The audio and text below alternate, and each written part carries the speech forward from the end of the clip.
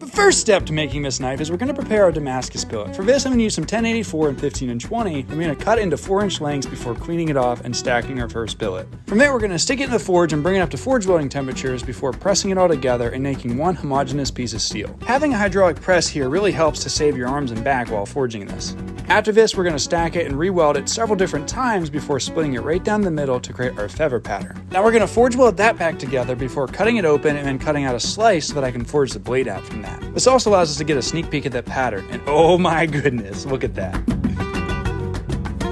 Once the blade's been forged out and roughly ground, I'm going to heat treat it in some Parks 50 oil before tempering it and then polishing it up to prepare it for the handle. And speaking of the handle, we're going to start out by fitting up some imitation ivory, which I'm then going to roughly shape on the belt grinder before using some scrapers and different tooling in order to carve a special ornamentation.